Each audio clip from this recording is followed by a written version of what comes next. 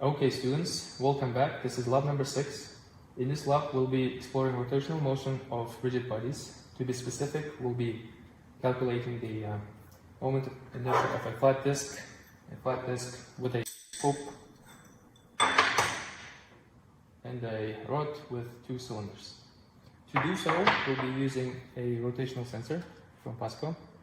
We'll be using a 3-step pulley, a piece of string, and a bunch of loads. Okay, so before we go on with the experiment, we have to measure the masses of our items. First, the flat disk.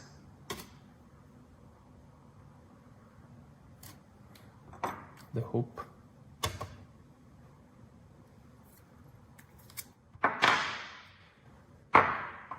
The first cylinder.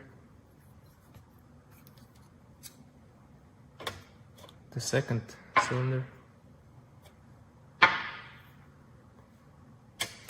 And the rod. And then we have to measure the masses of our loads. So we have to use 10 grams,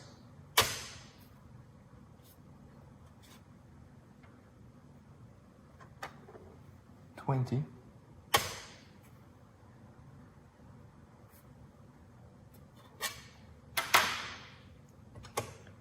30,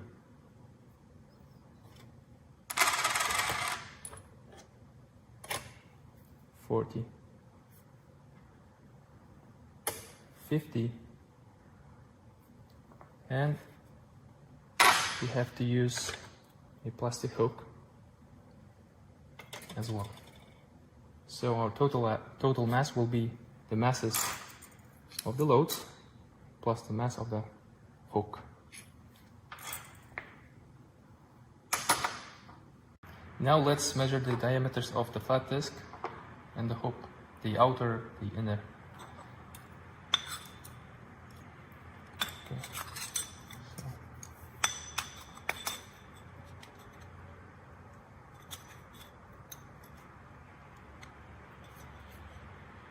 The diameter of the flat disk is 95.3 millimeters.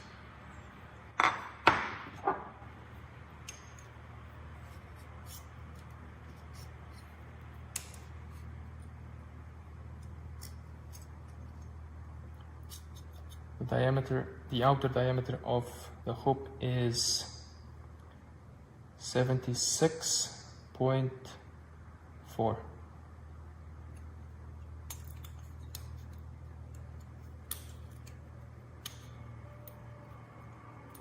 The inner diameter of the hoop is 53.6.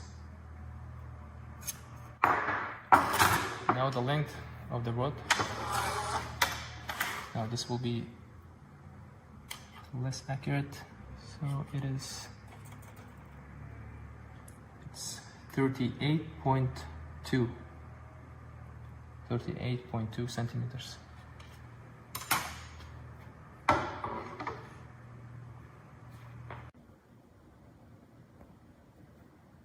Now let's start the experiment. Here we have a 3-step pulley.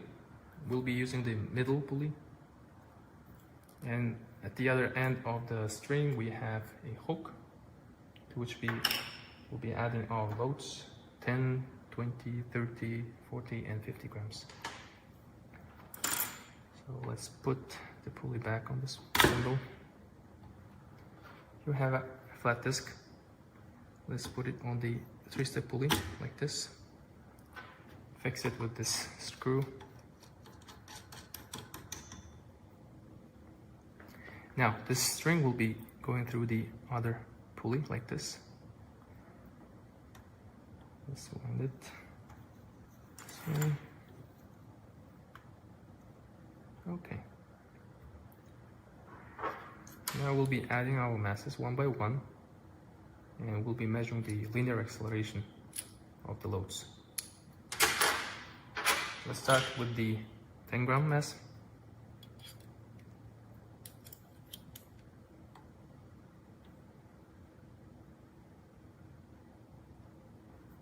I'll be moving our system to the edge. edge of the table so that the load doesn't hit the tabletop. Let's go.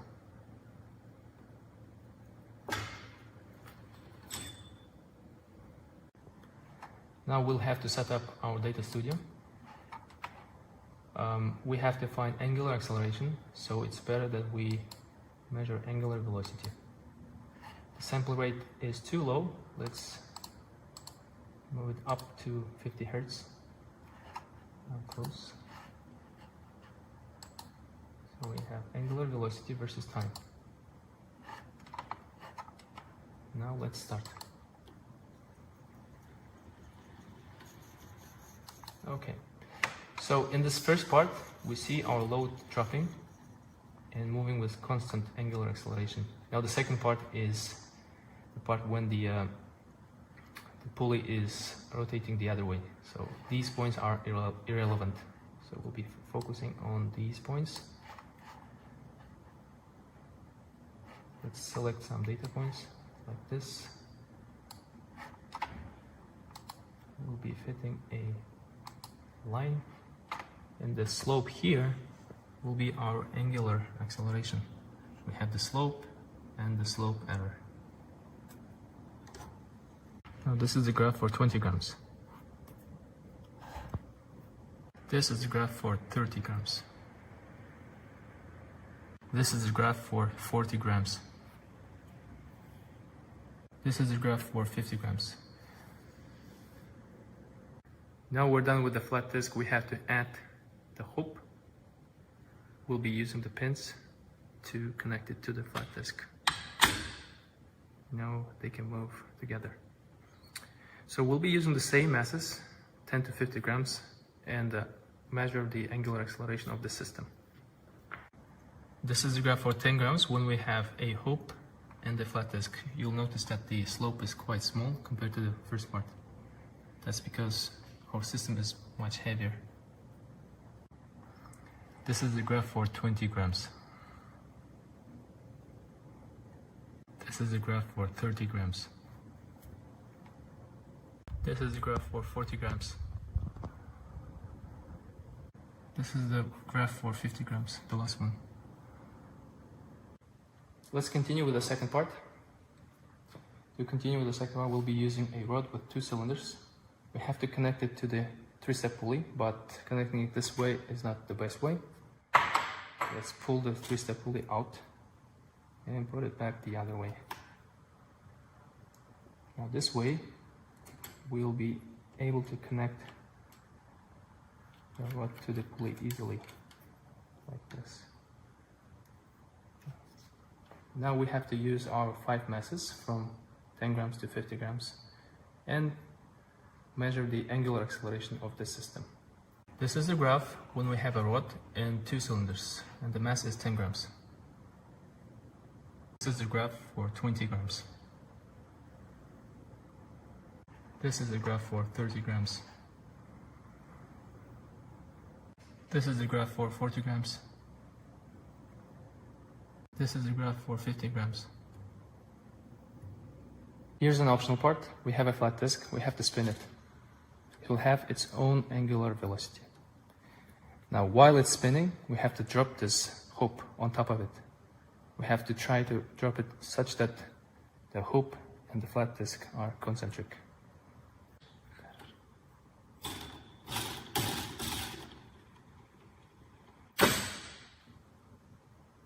Now, these data points correspond to the initial angular velocity when we have a flat disc. After we drop a hoop on top of this flat disc, the angular velocity will drop. So these data points correspond to the final angular velocity. Now let's find the mean value. So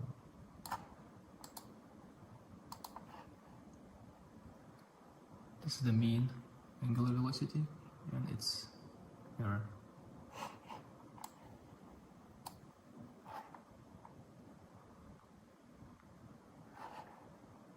This is the mean final angular velocity and its error.